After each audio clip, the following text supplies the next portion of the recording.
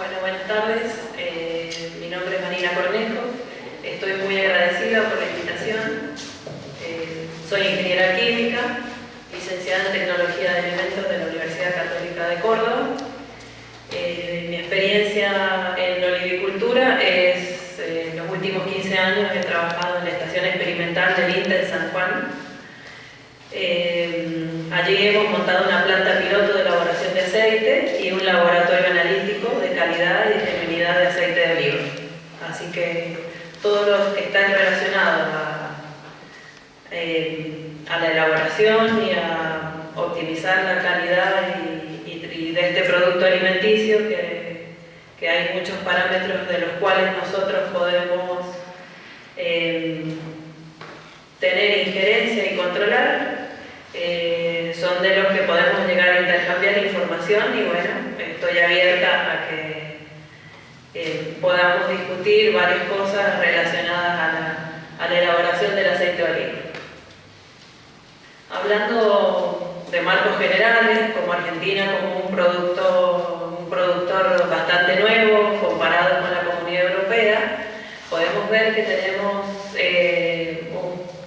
bueno, perdón, salió bastante mal copiar. Estos son datos aportados por la Cámara Olivícola de San Juan, que Argentina está siempre en un porcentaje mínimo comparado con la Comunidad Europea, tanto como productor de aceituna como exportador de aceite. Entonces, más allá de que somos pequeños productores comparados con el mundo, tenemos que saber que todavía hay nichos de mercado bastante amplios, que no es un mercado estanco, y que nosotros como productores podemos crecer de manera muy significativa. De marco internacional nada más, porque bueno, la conversación se va a centrar mucho más en lo productivo, en lo local y las experiencias que tenemos con la llegada, con todo el acercamiento que tiene el INTA con los productores. Para que veamos un poco la evolución, cómo ha ido evolucionando los marcos, la cantidad de olivos implantados en la Argentina, podemos ver, por ejemplo, alrededor de los años 80, como Mendoza, San Juan, Córdoba tenía una productividad bastante significativa, y comparado con luego cuando se dispuso una medida política como la Ley de Diferimientos Impositivos, que abarcó las provincias de Catamarca, La Rioja y San Juan, cómo se empezaron a movilizar la cantidad de hectáreas en producción dentro del país. Y llegamos a la actualidad con zonas nuevas, con cierta movilidad, donde tenemos una distribución bastante diferenciada de los años 80 a la actualidad. Todos estos datos están en la Cámara Olivícola, en la página de la Cámara Olivícola, si lo quieren consultar. Y cómo está la distribución entre aceitunas de conserva y aceitunas aceiteras. Tenemos mucha más producción en el país de aceituna de conserva que aceituna aceitera. Y las variedades mayoritarias, van a poder ver que para conserva tenemos Arauco, que es la variedad emblemática del país, algo de manzanilla, Charlotte queda algo muy antiguo, hojiblanca está resurgiendo, aloreña por su tamaño, y variedades como empeltre, lechino, farga, frantollo van perdiendo como importancia productiva. Al menos en la zona nuestra tenemos este tipo de variedades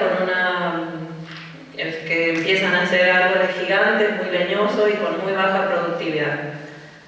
Al menos en nuestra zona. No sé, si ustedes por ahí tienen otra realidad, por ahí es el momento de conversar.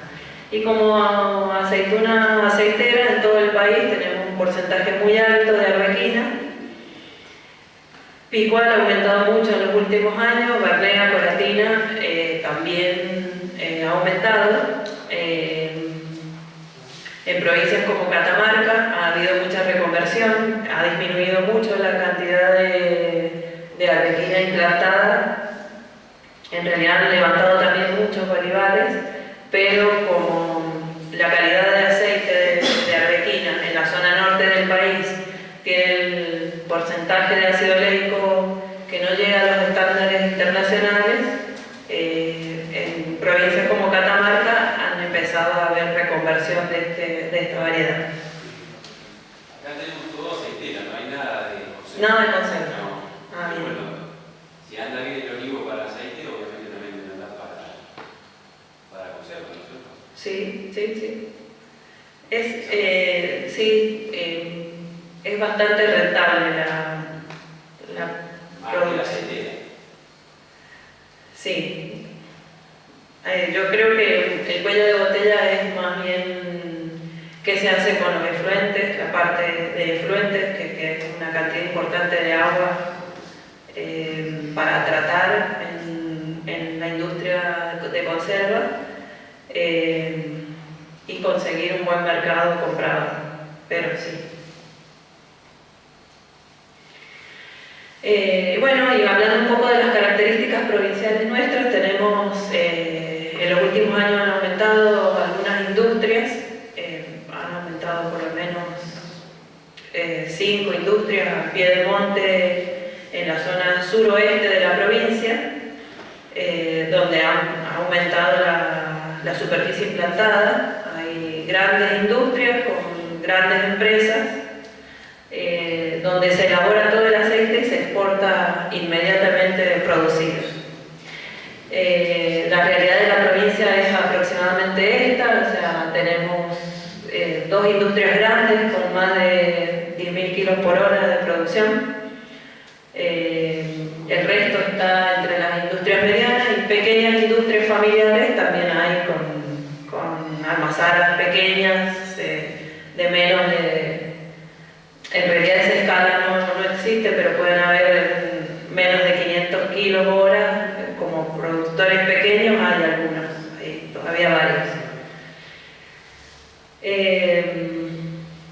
Y bueno, dentro del universo de industrias quedan muy poquitas industrias que siguen procesando en 3 fases, casi todo se procesa en 2 fases en toda la provincia. Bueno, siguiendo el marco del Código Alimentario, reglamentario, en el capítulo 2 vemos toda la parte industrial. Me gusta ponerlo porque soy docente también. Pero bueno, si lo quieren ver está ahí la normativa de la parte del establecimiento. Y bueno, como verán, todos estos factores pueden afectar la calidad del aceite de oliva. De manera general podemos ver que el genotipo, las diferencias entre las variedades, es uno de los factores más importantes, si bien creo que es el más importante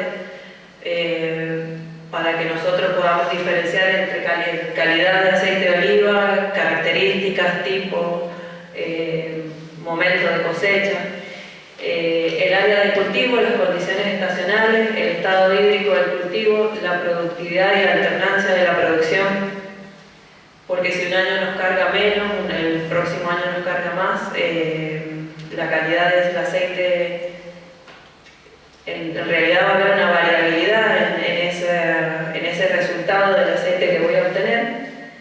El manejo, los métodos de cultivo que hayan, si el cultivo es súper intensivo, si es tradicional, el sistema de conducción y poda, fertilización del suelo, si tenemos o no enfermedades, y la maduración del fruto. Es muy significativo el momento en que yo cosecho el fruto, entonces eso va a ser uno de los puntos que más vamos a discutir. Y el resto de los factores, que son todos aquellos factores tecnológicos que yo puedo manipular, que puede ser cosecha, el almacenamiento del fruto, la molienda, cómo es el proceso de molienda, de batido, los sistemas de extracción y cómo lo almaceno. Entonces, cada uno de estos puntos, por ahí podemos discutir determinadas cosas que seguramente opinamos en algunos factores un poquito distintos. Considerando que el fruto del olivo tiene un alto contenido de agua y un montón de compuestos orgánicos e inorgánicos, tenemos que tratar de extraer y obtener la mayor extractabilidad del aceite, considerando que lo que nosotros estamos sacando es el jugo del fruto recién exprimido. Bueno, supongo que ustedes ya saben de esto, cómo es el proceso de maduración del fruto. Para que tengamos un mismo criterio, cuando yo puedo llegar a decir un indicador de madurez, es evaluar cómo sucede el proceso del pelo de la fruta desde que está totalmente formada hasta que termina su madurez completa. Se separa de esta manera, va del 0, que el 0 es la coloración verde intenso, el 1 ya empieza a ponerse amarillo, el 2 cuando el fruto se mancha menos de la mitad, de un color violáceo o rojizo, el 4 cuando es más de la mitad, por dentro es totalmente blanco, el 5 el fruto empieza a pigmentarse en la parte externa de la pulpa, el 6 pasa la mitad de la pulpa y el 7 la coloración llega al hueso. Entonces nosotros tomamos de un muestreo de 2 kilos de aceituna, teórico, según el método Frías, de ahí deberíamos extraer 100 aceitunas y separarlas en cada uno de estos grupos. Si nosotros separamos así en cada uno de estos grupos, podemos sacar un promedio ponderado. Entonces, por ejemplo, si tenemos 20 aceitunas en estadio 2, más 10 aceitunas en estadio 3, bueno, sumamos así como hayamos agrupado y se divide en 100, y eso nos va a dar un indicador de madurez. Uy, pasé. ¿Para qué normalmente hacemos esto? Para definir un patrón.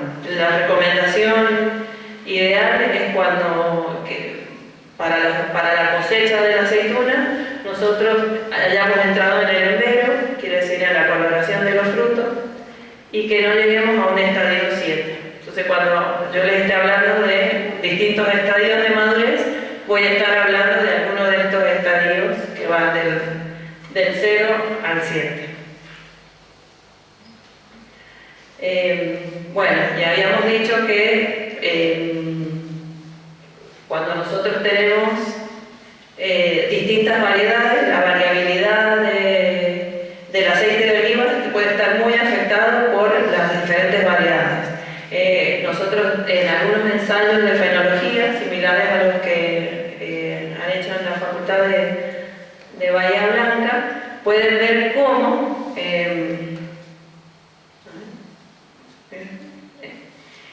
estas son variedad changlot, empeltre, hojiblanca, arbequina, arauco, coratina, lechino y frantone.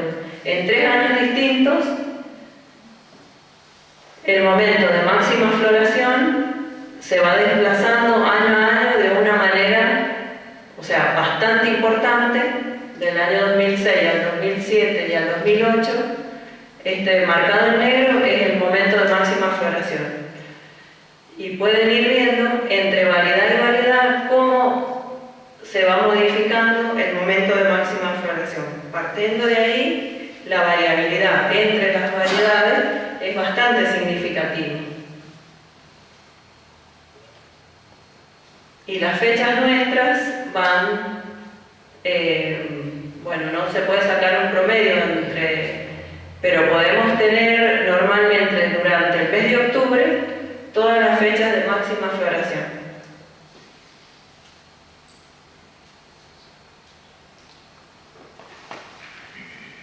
Y que vemos también en las variedades, en esta diferencia tan importante de variedades. En ensayos que hemos realizado, vemos que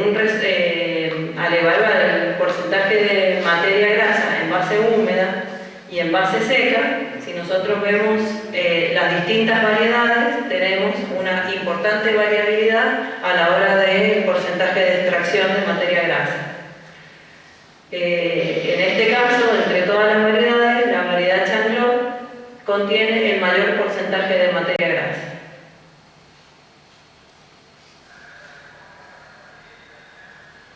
Y bueno, todos estos ensayos que venimos haciendo y los hemos hecho durante muchos años, lo ideal es que podamos nosotros definir cuál es el momento más oportuno para la cosecha. Puede estar dado en determinadas cosas. Entonces, como recomendación general, es tratar de cosechar el fruto cuando llega al índice de madurez alrededor de 4. ¿Por qué? Porque tenemos las características de calidad donde todavía no hemos perdido el contenido de algunos compuestos, como por ejemplo los polifenoles totales, y los porcentajes de ácido oleico todavía se mantienen. En este ensayo que les quiero mostrar, hemos evaluado el contenido de fenoles totales en 5 años distintos, en 3 momentos de cosecha. Y podemos ver acá, en los últimos 2 años se ve más marcada la diferencia, donde el contenido de polifenoles totales, a medida que avanza el índice de madurez, que va de una cosecha temprana a una cosecha tardía, el contenido de fenoles totales disminuye significativamente. ¿Cuántos días son de atraso en la cosecha? ¿Puedo decir temprana, tardía? ¿Cuántos días más tarde es? Y son... 30 días, ponele una cosecha. No, separábamos 20 días. O sea, en 20 días ya tenés esa cantidad menos de polifenoles. Sí. Es mucho.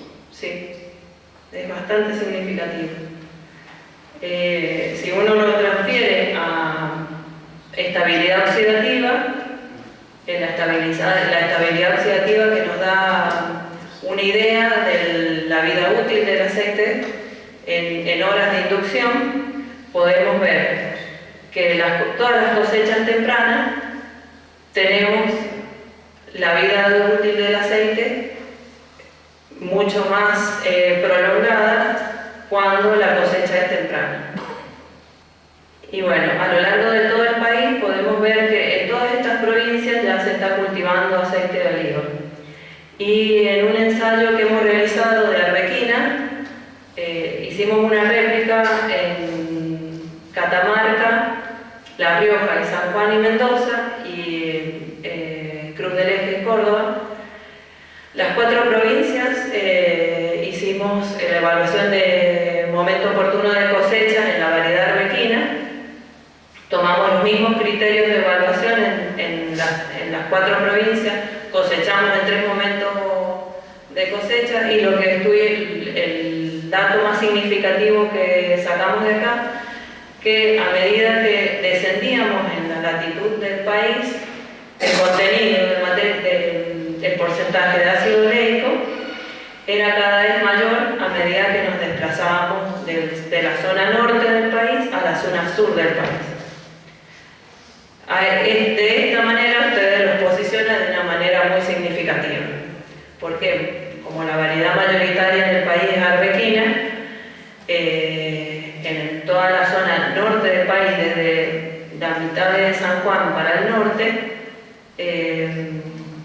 principalmente lo que nos sucede a nosotros es que las temperaturas tan altas entre todo el mes de febrero, mayores a 38 grados, nos corta la lipogénesis, detiene la conformación de ácido oleico, frena las enzimas de transformación, y donde están las temperaturas, donde empiezan a aparecer temperaturas superiores a 38 grados, se detiene la conformación de ácidos oleicos. Esa es la mayor correlación que descubrimos en este tipo de ensayos. Sí. ¿Cuál era la localidad más al sur que había evaluado? Mendoza.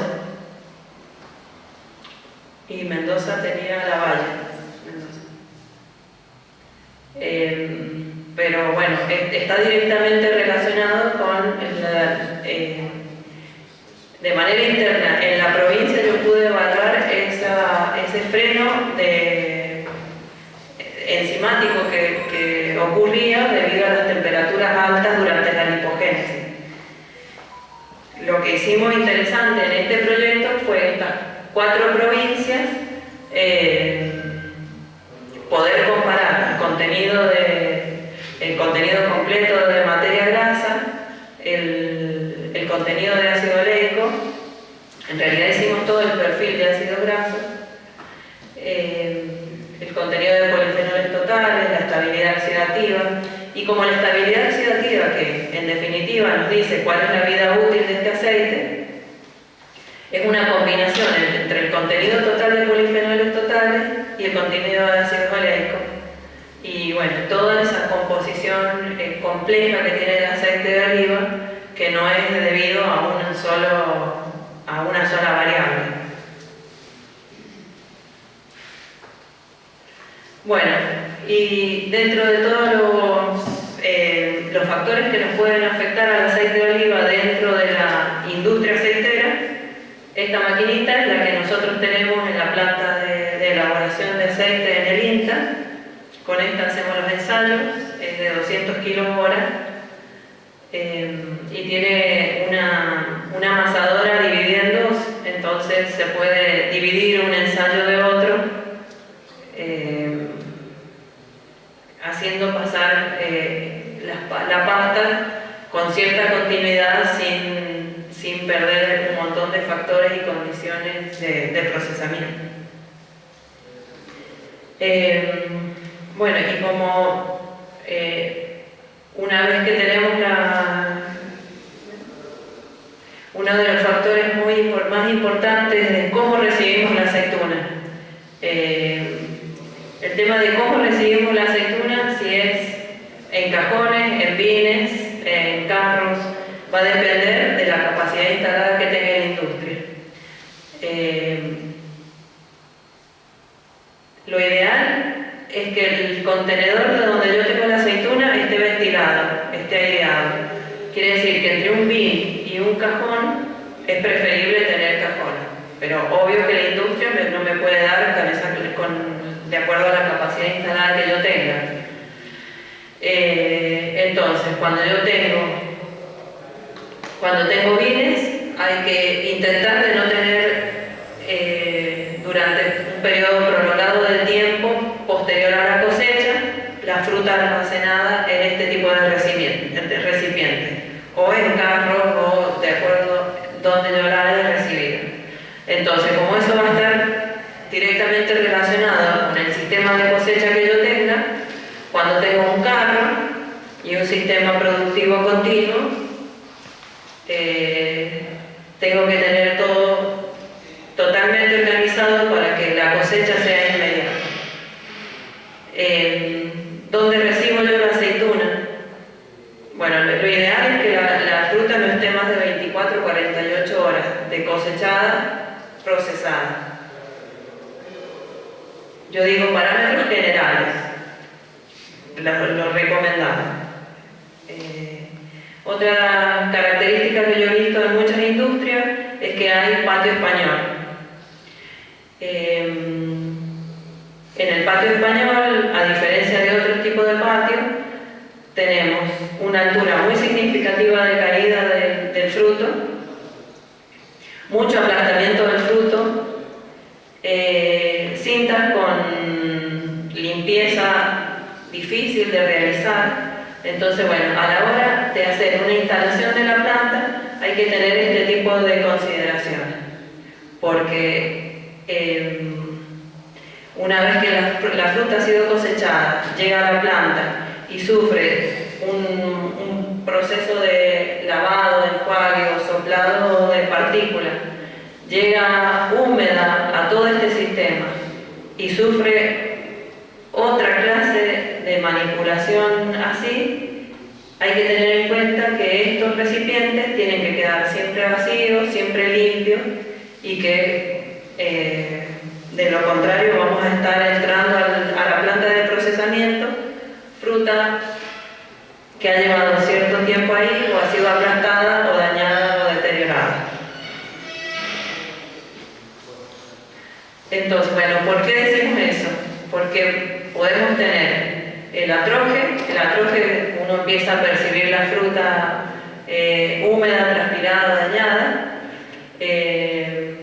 Esto es de bibliografía, es de un libro de olivicultura viejísimo, pero podemos ver que a 30 centímetros de altura de acopio de la fruta podemos llegar en horas a 45 grados de temperatura. Entonces nos imaginemos un bin durante 24 horas, o un carro, o un silo durante varias horas de estacionamiento en un periodo, en una época del año, de abril o mayo, donde las temperaturas todavía pueden llegar a los 26, 28 grados de temperatura ambiente. Podemos tener una fermentación muy importante. Este tipo de fermentación provoca en el futuro elevada acidez en el aceite. Entonces lo primero que hay que hacer en la planta industrial es poder separar la fruta. Si la fruta está limpia, recién cosechada, no es necesario someterla a grandes lavados, si está sana y se puede lavar y se puede hacer un aceite directamente lavando y procesando. Si la aceituna está afectada con plagas, si la aceituna sufrió alguna helada o si la aceituna fue recolectada del suelo. En nuestra planta de procesamiento las aceitunas recolectadas del suelo no se reciben porque también trabajamos con pequeños productores, entonces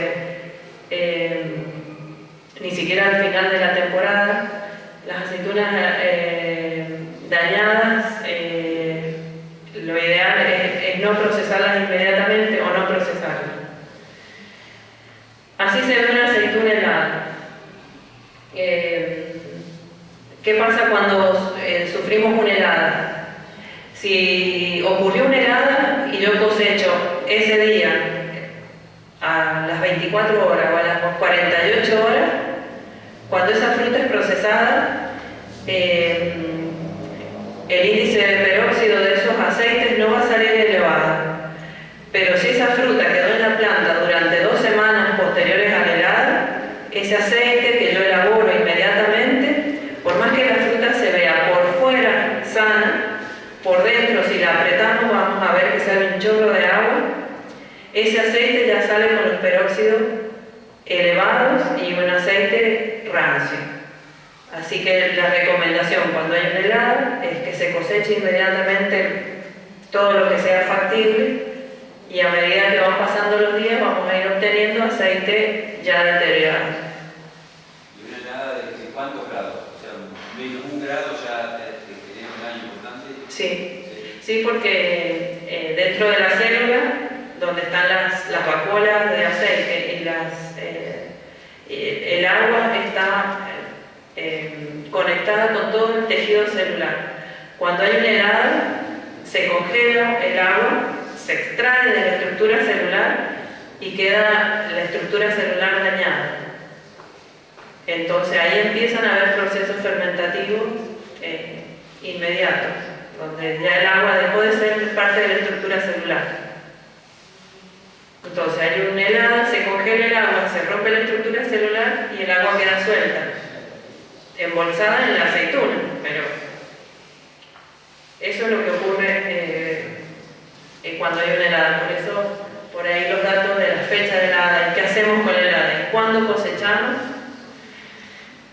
tendrían que estar moliendo en esta fecha, después del 25 de marzo. Es mi opinión.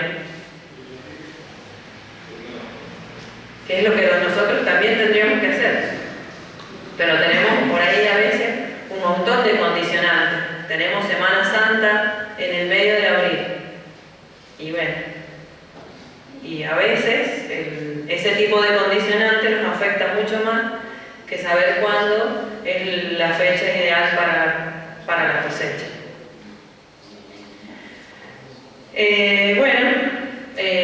A veces nosotros por ahí opinamos que una aceituna dañada con estas características, esta es una aceituna con un alto contenido de cochinilla. Y bueno, ¿cómo nos puede afectar una enfermedad de ese estilo en la calidad del aceite? En un ensayo que realizamos, hicimos un testigo de 0% de cochinilla, inducimos el 10% de cochinilla, 25 y 60%. ¿Qué encontramos?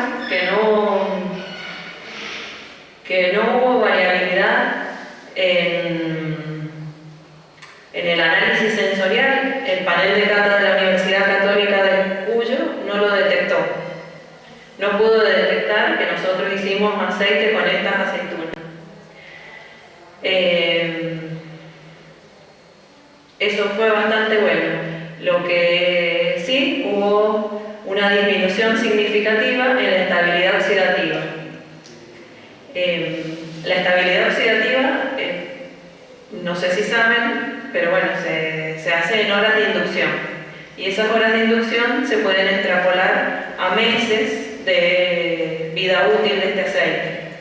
Entonces, una vida útil de 11 meses no es lo mismo que una vida útil de 8. Entonces, bueno, eso es bastante significativo a la hora de saber que la calidad del aceite se ve muy disminuido debido a la presencia de cochinilla. Porque, ¿qué nos pasa con la cochinilla? Empieza a afectar, cuando ya afecta el fruto, en los próximos 2 años ya no va a haber producción, porque disminuye muchísimo la productividad de los años futuros. A niveles tan altos de afección, podemos tener una cosecha muy afectada, el aceite ese va a tener menos estabilidad que cualquier otro aceite, pero la productividad para esas plantas se ve muy afectada. Bueno, y algunas consideraciones con respecto a cuando nosotros tenemos lavado, grandes lavadoras o lavadoras en nuestro proceso productivo. Hay que tener en cuenta que nosotros estamos incorporando humedad, salvo que tengamos un sistema bastante prolongado en espacio, como para que haya un escurrimiento significativo y que la humedad que nosotros estamos incorporando a nuestro sistema no afecte a la extractabilidad del aceite, porque cuando con pequeños porcentajes de humedad la extractabilidad del aceite disminuye muchísimo. Y si no, pruébenlo en la industria, fíjense, cuando nosotros tenemos un porcentaje de humedad cercano o superior al 60%, la extractabilidad del aceite baja de manera muy significativa.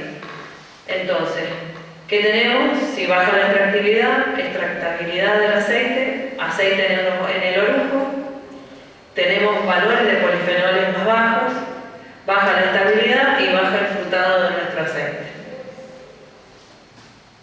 Entonces, a la hora, si nosotros tenemos una cosecha bastante limpia, que no se recoge del suelo, o sea, a veces, y sobre todo en industrias chicas, hay que evaluar la importancia, si es necesario lavar toda la fruta o no.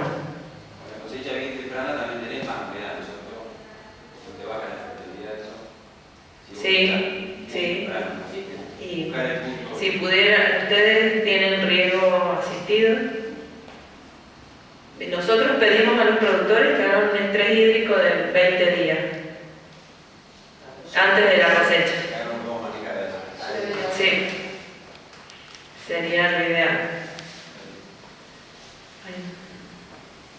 Bueno, y la molienda, hay muchas cosas para decir de la molienda, ¿no? Y depende de qué tipo de molino tenemos, de cómo es la capacidad instalada.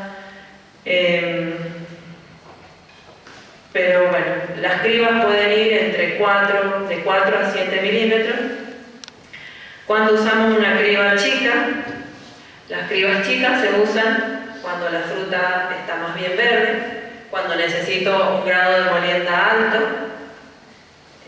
donde necesito romper lo más que pueda la estructura celular para que el aceite pueda coadyuvar, pueda juntarse, pueda hacer un buen proceso de amasado. Cuando tenemos índice de madurez más alto, más avanzado en la fecha de cosecha, el tamaño de criba tiene que ser de 6 a 7. Usualmente no hay cribas mayores a 7.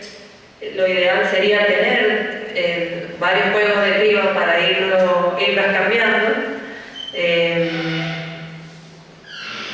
Si nosotros trabajamos con cribas chicas en momentos de alta madurez, de una fruta muy madura, lo que tenemos es formación de emulsiones, y la formación de emulsiones dentro del proceso productivo me baja muchísimo también la extractabilidad. Una vez hecha la emulsión, una de las pocas cosas que me baja la emulsión es el uso, por ejemplo, de microtalco natural. Y si pudiéramos variar la velocidad de rotación del molino, nos influye en el aumento de temperatura que le podemos llegar a implicar al sistema productivo, ¿sí? Ustedes capaz que tienen temperaturas más bajas de procesamiento, pero en provincias cálidas, donde la cosecha, por ejemplo, las provincias de Catamarca y La Rioja, en marzo ya empiezan a cosechar y todavía tienen temperaturas altas. Entonces, el uso de la velocidad de rotación del molino, no todos los procesos productivos lo tienen, la mayoría no, pero el que lo tiene es un factor que juega para darle mayor o menor capacidad productiva, pero es para disminuir o no la temperatura que yo le incorporo al proceso. Y bueno, con respecto a todas las variables que podemos llegar a tener en el amasado, tenemos también un mundo grande de clases y tipos de amasadoras. Yo siempre pongo la mía, que supongo que es horizontal, pero bueno, las más comunes son este tipo de amasadoras horizontales que trabajan por vertido. Es uno de los procesos más eficientes para el amasado. Mientras más cuerpos tiene, más capacidad de alimentación al decanter tenemos. Es mucho más eficiente que una amasadora vertical. En las amasadoras verticales tenemos muchos puntos muertos y entre una amasadora y la otra, ¿qué podemos tener? Las verticales tienen en menor espacio mucha más capacidad y más volumen de amasado, pero de eficiencia de amasado, como eficiencia es mucho más eficiente una amasadora horizontal. Eso se puede modificar porque uno compró un proceso productivo y eso lo puede uno modificar tranquilamente.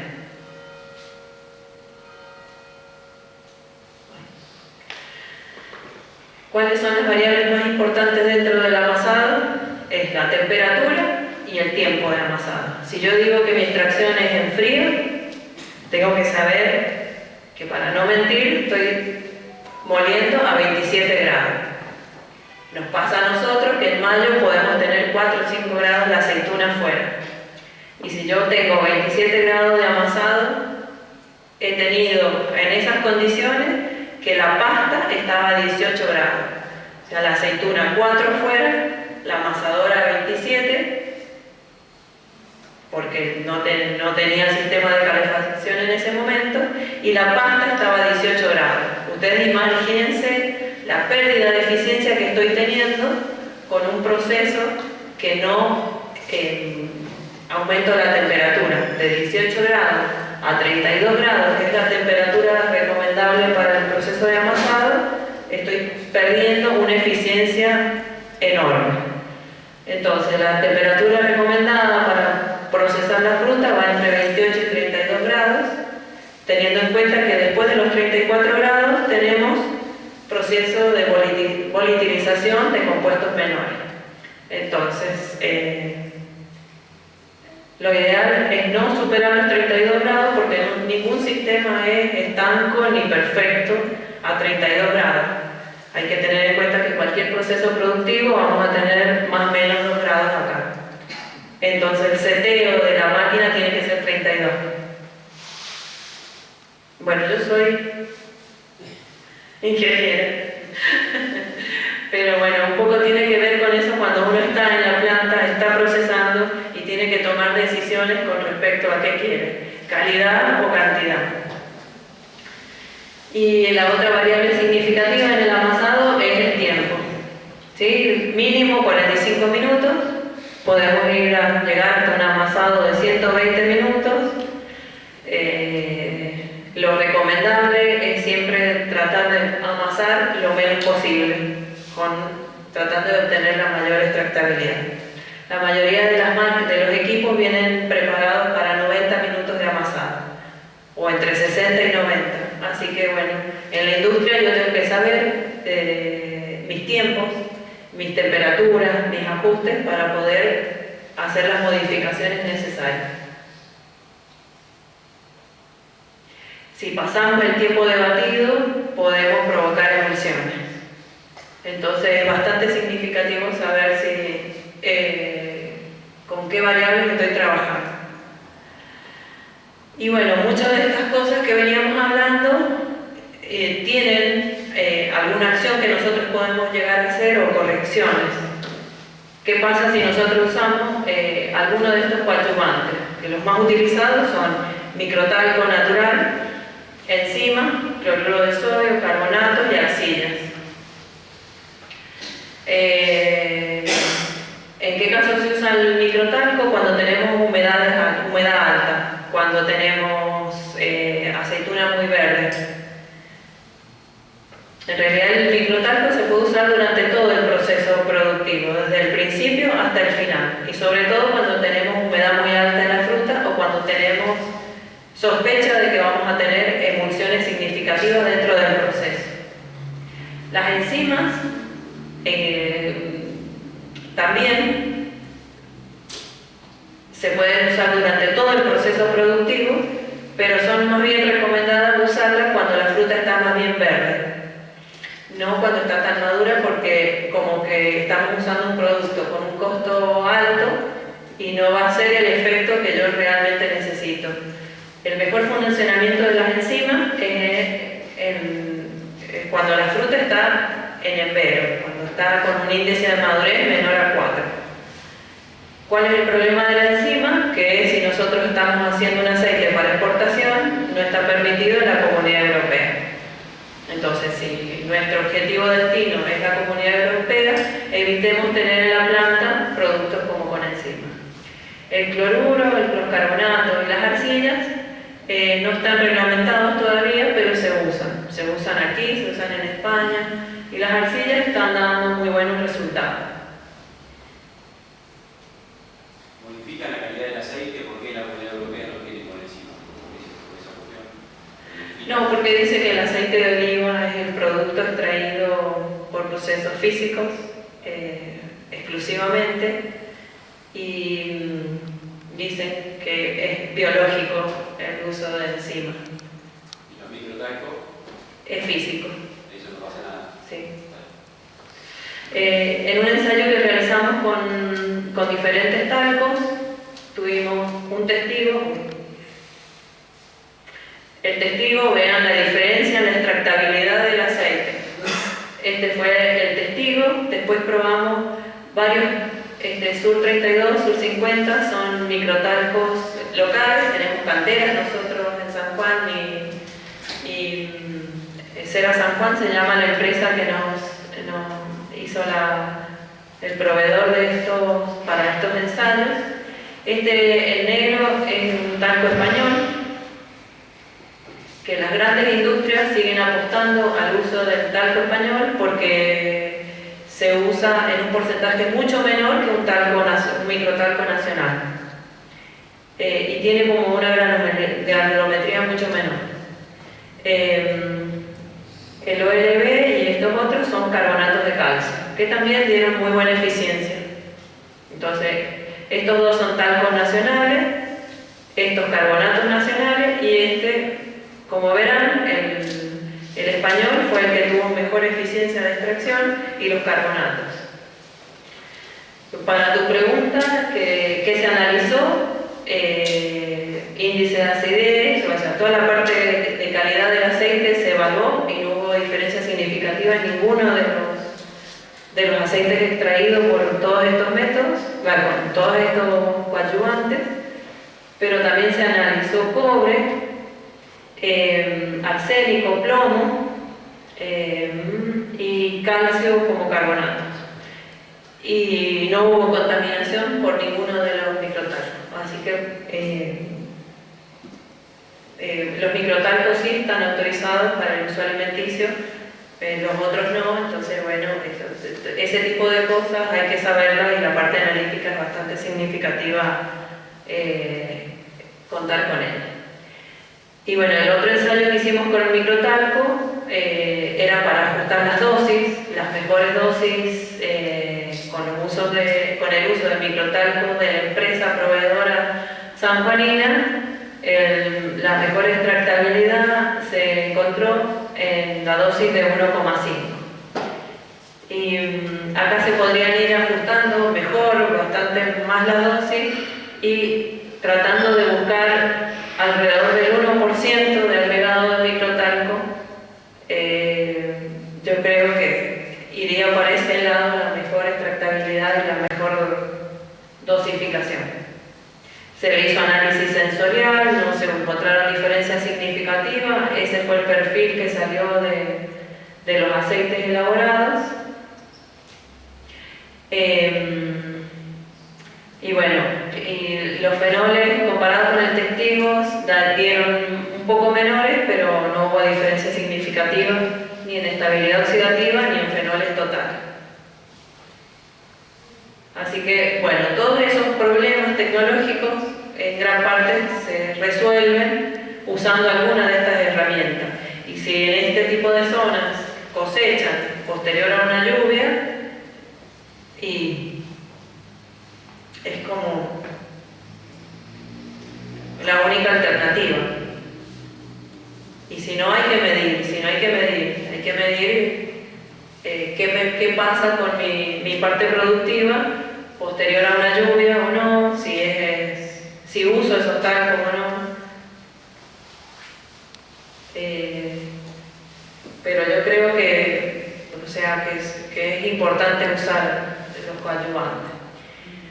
Bueno, y con respecto a la separación en fase sólido-líquido, tenemos desde las tecnologías muy antiguas y tradicionales a las propuestas súper tecnológicas de percolación.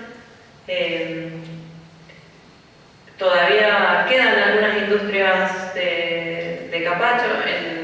En San Juan pusieron dos nuevitas, no sé por qué, pero pusieron.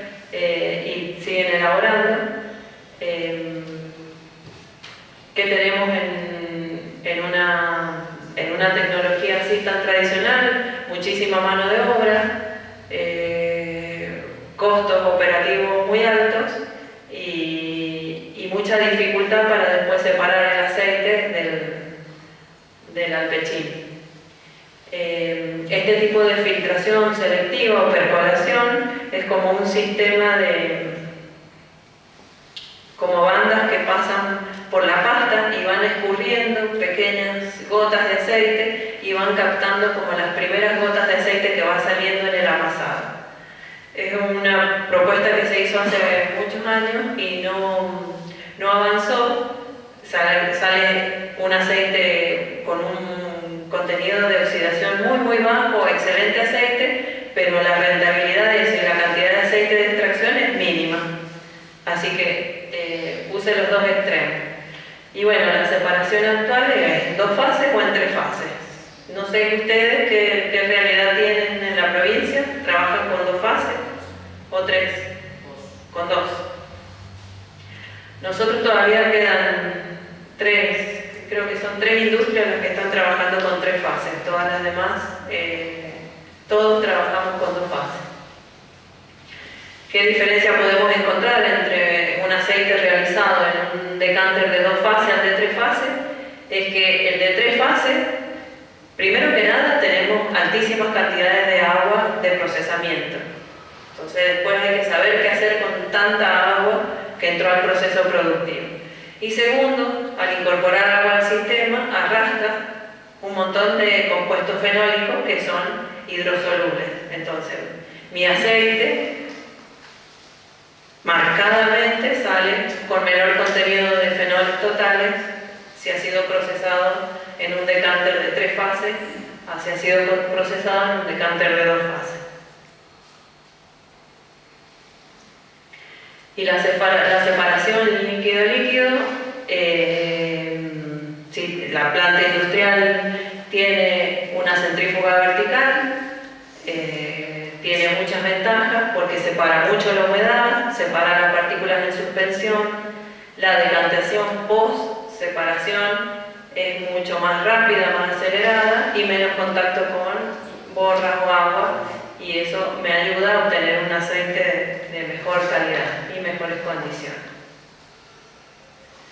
Y el almacenamiento de nuestros aceites hay que tratar de lograrlo entre 14 y 18 grados, al resguardo de la luz, la remoción seguida de sedimentos, y si lo pudiéramos tener hermético con una cabeza inerte con, por ejemplo, nitrógeno, es lo ideal. Cuando tenemos envases de acero inoxidable es lo ideal, pero sepamos que hay un montón de otros recursos, tanques comunes revestidos de epoxi, que es viable siempre y cuando mantengamos el revestimiento sano, porque el cobre y el hierro son catalizadores de oxidación y me deterioran el aceite muy rápidamente. Entonces, en cualquier parte del proceso productivo tengo que tener bombas, mangueras, escurridores, tanques, que no haya ni cobre ni hierro. Entonces, como recomendaciones generales, vamos a tener que intentar que la sedimentación sea entre no más de 24 o 48 horas, que no haya contacto con borras ni con agua. Los tanques hay que drenarlos como mínimo cada 2 horas porque van decantando. Evitar el aire y la luz. En la superficie de algunos tanques a veces se forma una espuma. Eso facilita la formación de hongos. Eso, si es factible. Hay muchos decantadores que tienen, como en las bodegas, o en las centrífugas verticales, los procesos para sacar espuma es fundamental, porque esa espuma lleva mucha agua, y bueno, la temperatura de almacenamiento que sea alrededor de los 18 grados. Si es mucho menor, no sé por qué, sí, mayor. Dice mayor de los 18 grados, pero en realidad que esté alrededor de 18 grados, lo más estable posible. Cuando el aceite de oliva llega a los 14 grados, tenemos solidificación y podemos llegar a tener muchos problemas si vamos a filtrar ese aceite. Y chequear de manera regular la calidad del aceite con análisis de acidez y de peróxido. Y bueno, en los procesos de filtración que podemos llegar a tener en placas, bueno, ver cuál es mi proceso de todo el equipamiento que hay, cuál es el más eficiente, el que más me conviene a mí tener en la industria. Los dos son válidos, tanto arena o con tierra de atomea. Y el fraccionamiento, hay que tener en cuenta que, bueno, lo ideal es que los envases estén al resguardo de la luz, si tenemos envases que no son de color caramelo o verde, tenerlos al resguardo de la luz, evitar al máximo la capa de oxígeno y el cuidado de la temperatura. Bueno, entonces de calidad de aceite podemos hablar de varias calidades distintas. Una es la calidad potencial, si si yo cosecho una aceituna sana, potencialmente me va a salir un aceite de oliva de buena calidad, pero tiene que pasar por todos esos otros procesos. La calidad real es cuando yo extraigo una muestra de mi tanque, analizo y esa es la verdad de que yo tengo en la planta industrial. La calidad comercial es lo que me permite mi comprador que yo lo pueda comercializar, y la calidad nutricional, ahí van a estar en juego qué variedad tengo, si esa variedad tiene más fenoles o no, más ácido oleico o no que otro, si tiene cera, si no tiene cera. La calidad nutricional está relacionada más con el cliente que con nosotros y qué objetivos tenemos como industria. Y bueno, los factores que afectan la calidad es humedad, la limpieza en la planta industrial, las temperaturas mayores de 34 grados, la presencia de oxígeno, borras, la luz solar. La luz solar, ¿por qué afecta al aceite de oliva? Porque el aceite lleva consigo, si tenemos molienda con aceitunas verdes, ese aceite va a tener un alto contenido en clorofilas. Mientras más madura sea mi aceituna procesada, menor contenido de clorofila va a tener mi aceite.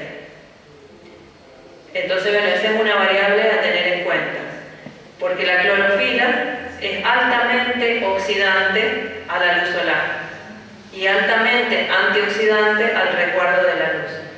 Entonces, mi aceite, si fue procesado con fruta verde y tiene alto contenido en clorofila, va a perdurar en el tiempo siempre y cuando haya estado bien almacenado. Un aceite con alto contenido en clorofila expuesto a la luz solar se degrada o se deteriora mucho más rápido que un aceite mezclado con borras, por ejemplo. Es muy veloz la oxidación de la clorofila a la luz solar. Entonces, por eso es lo que uno dice, el resguardo de la luz de los aceites está relacionado con eso, con el contenido de clorofila que pueda tener mi aceite. ¿Y qué me da la clorofila? Porcentajes altos de hojas en el procesamiento. Tengan en cuenta que no hay que tener más del 3% de hoja en la molienda, y fruta procesada verde.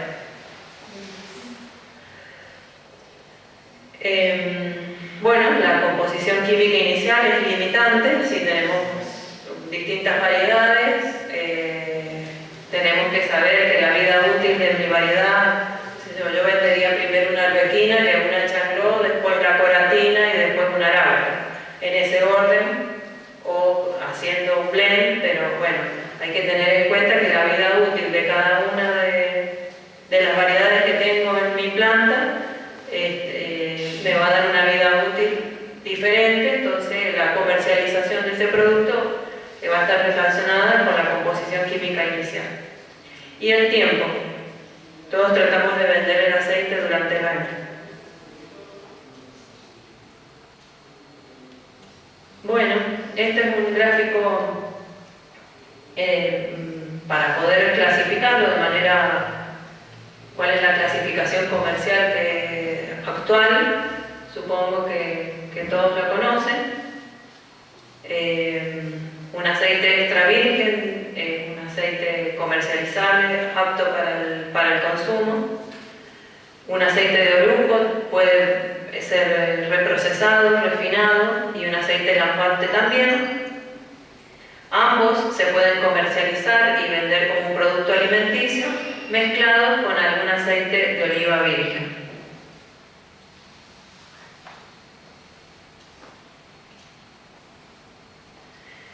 Y bueno, para tener en cuenta la calidad del aceite, y bueno, comentarles nada más que los criterios de calidad del aceite se mide acidez libre, índice de peróxido y absorbancia en el UV. Estos tres parámetros me dicen de manera directa si un aceite, cómo lo puedo clasificar de una manera rápido, ¿sí? En extra virgen, virgen, corriente o lampante. Solo estos 3 parámetros por ahí no son suficientes, tengo que hacer una valoración organoléptica. ¿Por qué? Porque por más que estos 3 parámetros de calidad me den dentro de la normativa legal, si encuentro uno de los defectos en el análisis sensorial, ya el aceite deja de ser aceite extra virgen y puede pasar a ser un aceite lampante. Entonces, los 3 parámetros de calidad que uno determina no son suficientes si no se acompañan con un análisis sensorial. Y los parámetros de genuinidad o de pureza están relacionados más con la composición minoritaria. Hay otros indicadores como la pirofeofitina, la feofitina, que están relacionados al grado de oxidación de los compuestos también. Pero a grandes rasgos, para que tengan en cuenta qué es lo que yo tengo que evaluar para saber si mi aceite lo puedo clasificar o no, en el cuadro anterior están relacionados con estas características. Y un análisis sensorial, yo creo que es parte de la evaluación diaria que tiene que hacer el maestro de almazara en cada uno de los tanques, que bueno, no sé si diario tomar tanto aceite, pero sí evaluarlo, chequearlo cada tanto, sacar una muestra. Es importante saber cómo catarlo. Esas copitas son las reglamentarias, pero la puedo poner en cualquier copita. La copita es azul para que yo no mire el aceite y diga este aceite tiene mucha clorofila, este aceite está amarillo, este aceite está pardo. O sea, para que mi percepción visual no juzgue lo que yo voy a encontrar después por boca y por olfato. O sea, por eso la copa es azul, para que uno no juzgue previamente. Una pregunta, ¿el color tiene que ver en la calidad? No siempre. Para un análisis sensorial se hace eso para que uno a ciegas pueda encontrar o atributos o defectos en el aceite. Ya voy a comentar algo sobre la coloración de los aceites. Dentro de lo sensorial, ¿qué voy a encontrar? Atributos, frutado, amargo o picante. Esas 3 cosas son las que yo tengo que encontrar cuando pruebo un aceite por boca.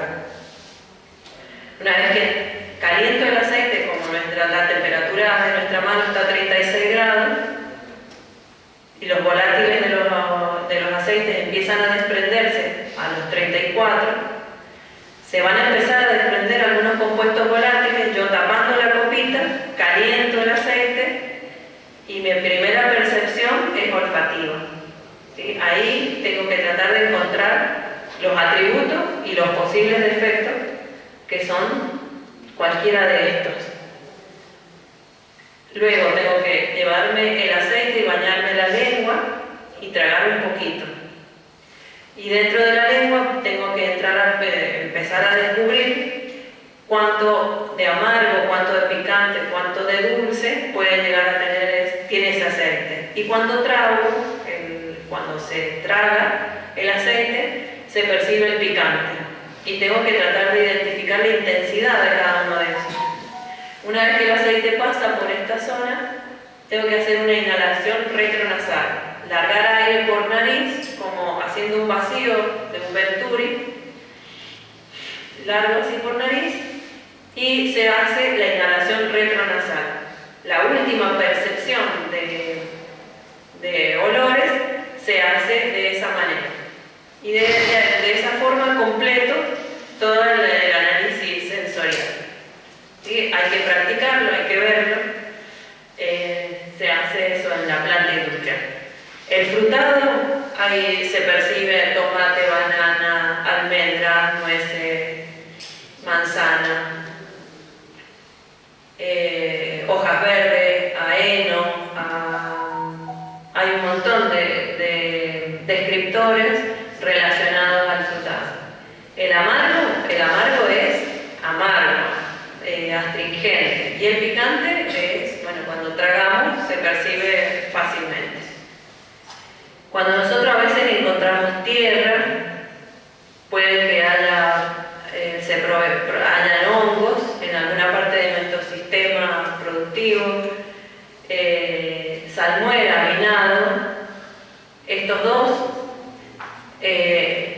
significa presencia de fermentación, quiere decir que en los tanques de elaboración, de almacenamiento, ese aceite estuvo mucho en contacto con el agua y con las borras. Entonces se percibe fácilmente salmuera, vinado o aceitunas en conserva. O sea, a la persona que le gusta un aceite que tiene sabor a aceituna en conserva, es un defecto. Y es un aceite lampante. Se puede percibir madera y moho, pero bueno, estos están todos relacionados como a una misma familia de descriptores. Atrojado, el atroje era la aceituna esa que pudo estar mucho tiempo antes de ser procesada, se percibe como un defecto sensorial. Al pechín también son procesos fermentativos, estos también. Cocido quemado es cuando la temperatura del amasado superior a 40 grados, se percibe también amaderado o a quemado o acaramelado. Un aceite con sabor acaramelado es un defecto y es quemado. Borra es fácil, rancio es mantecoso, o sea, que aparte queda en el paladar y en la lengua pastoso. Y a pepino también se puede confundir con alguno de estos avinados. Y bueno, como conclusión y consideraciones finales, para obtener un buen aceite de oliva es necesario partir de una aceituna sana con un estado de madurez adecuado. El diseño de la capacidad instalada de molienda define cómo voy a programar la cosecha. Como vimos, la programación de la cosecha es fundamental. Yo llevo años diciendo que las fechas óptimas de cosecha para la arbequina, para nuestra zona, que está tendiendo a una zona más bien cálida, tiene que ser después del 20 de marzo. Y bueno, muy pocas empresas, y sobre todo las chiquitas, son las empresas que están empezando a procesar su fruta para concursos, para cosas así, el 20 de marzo. Y sale, qué sé yo, de una variedad, por ejemplo, changlot. Si hemos encontrado que una fruta procesada el 20 de marzo, el 5 de abril o el 20 de abril, el porcentaje de materia grasa que se obtiene es equivalente. O sea, en una variedad como changlot no encontramos que adelantando la cosecha o esperando a final de temporada a molerla, se aumente el porcentaje de materia grasa que obtengo. Sí baja mucho la calidad si yo espero ese mes entero. En variedades como arbequina es más sensible. Es significativamente mejor el aceite cosechado temprano que tardío, pero el porcentaje de materia grasa se ve un poco afectado. El retraso de la cosecha trae problemas en la extracción y compromete la calidad del aceite. La humedad de la aceituna dificulta los procesos de separación del aceite y la limpieza de la industria es una variable muy significativa a tener en cuenta. Y me quedó, no hay ningún aceite que comparar. Me quedó todo pregunta. Los aceites,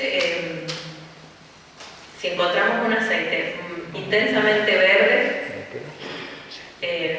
podemos deducir que o ha estado mucho en contacto con agua de vegetación, donde el agua de vegetación tiene un alto contenido en fenoles totales, ¿sí? Entonces transfiere un alto contenido de fenoles y un alto contenido en clorofila a ese aceite, ¿sí? También lo que decía hace rato, si la aceituna fue cosechada en una época temprana donde la fruta se ve verde, pasaron muchas clorofilas al aceite y tiene un fuerte o intenso color verde.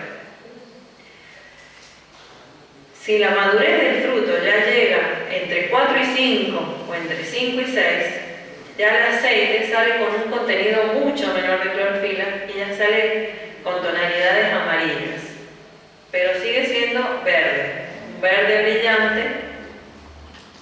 Eso es lo normal que sucede, ¿sí? Siempre va a seguir saliendo, por más que esté en fines de cosecha, un aceite amarillo verdoso. Cuando nosotros encontramos un aceite amarillo brillante, pero amarillo, sin ningún tono verde, es probable que ese aceite ya tenga más de 14 meses de elaborado, ¿sí? Donde ya se pierde un montón de compuestos y de pigmentos, ¿sí? Se denota. Lo que yo estoy diciendo es de manera general. Un aceite que allá pasó 12 o 14 meses, empezó con tonalidades verdes y esas tonalidades verdes pasan a ser amarillas. Cuando ese aceite amarillo empieza a ponerse pardo, marrón claro, ya está casi totalmente deteriorado. Entonces, la percepción visual con respecto a la coloración del aceite es muy subjetiva. Pero si vemos la evolución de un aceite, pasa por esos estadios. Si es cosecha temprana va a ser un verde intenso, si es cosechado muy maduro va a ser con tonos verdosos pero con tonos amarillos. Y si esos aceites los dejamos y los miramos y los tenemos ahí, los tenemos al rayo del sol para ver qué pasa con la coloración de ese aceite, va a pasar a un tono amarillo, no sé, un amarillo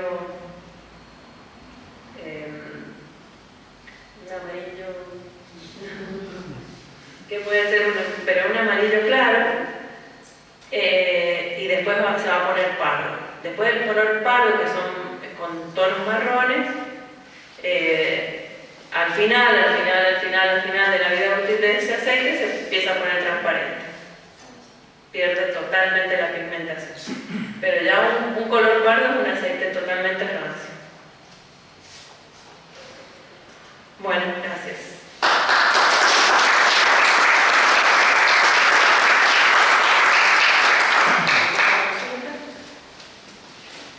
¿Están de acuerdo en todo?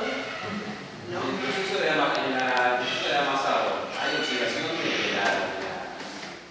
la masa, digamos, de toda la masa, Sí. digamos, Sí, de sí. calidad? Sí.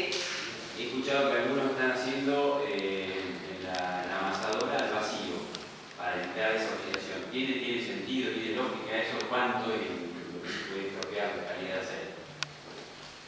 Están haciendo vacío y están haciendo inyección de nitrógeno también en las amasadoras, en un sistema hermético con nitrógeno. Sí, influye. Es un alto costo seguramente modificar la tecnología y hacer ese tipo de modificaciones así.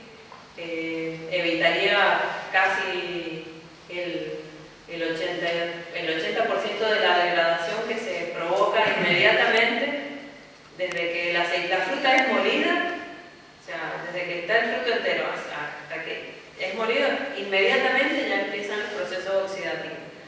O sea, que sí, que se logra un aceite significativamente mejor. Pero bueno, es una cuestión de costo-beneficio. Aparte ya sería muy finito, digamos, hay muchas otras cosas para mejorar antes. Y yo creo que sí.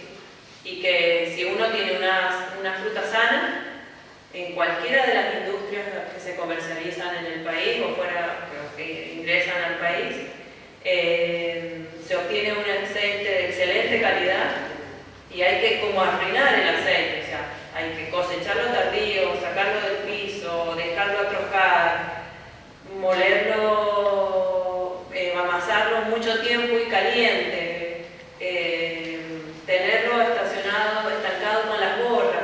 Hay que realmente intentar arruinarlo, porque naturalmente si nosotros exprimimos la fruta va a salir un excelente aceite.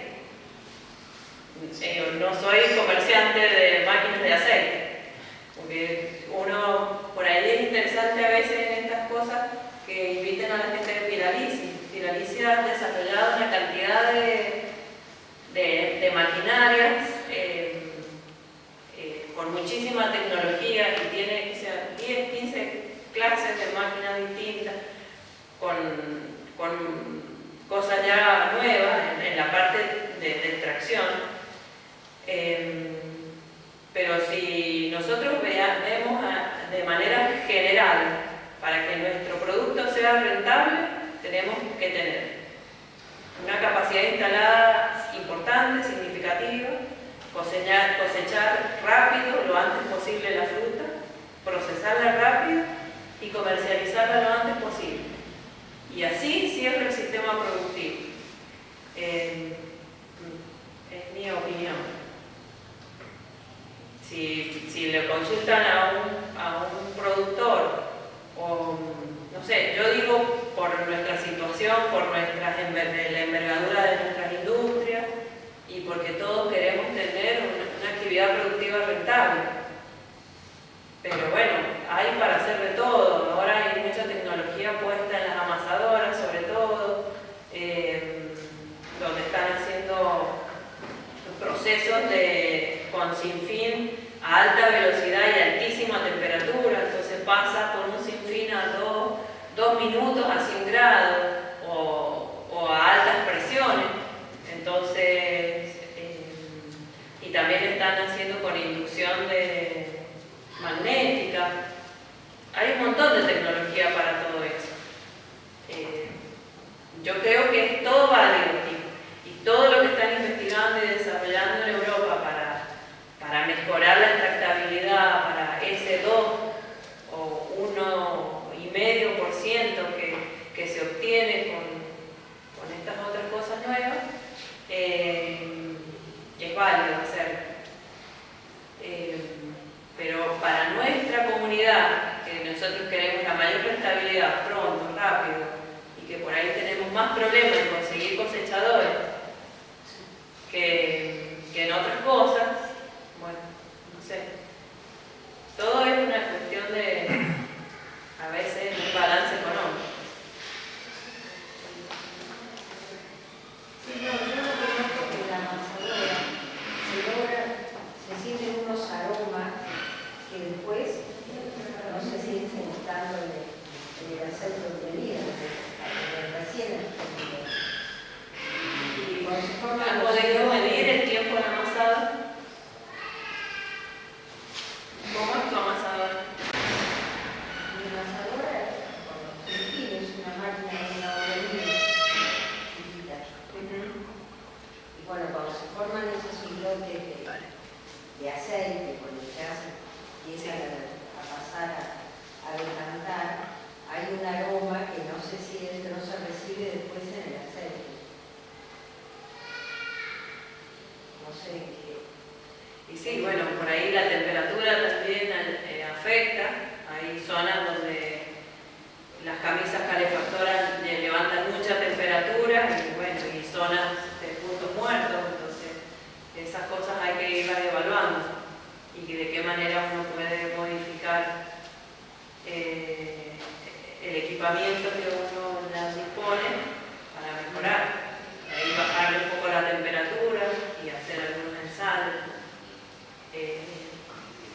Pero bueno, en máquinas así, equipos simples, y si querés capturar todo eso, hay que evaluar cuán significativa sería para vos dejar el sistema totalmente hermético para el volumen de molienda que cada uno tiene.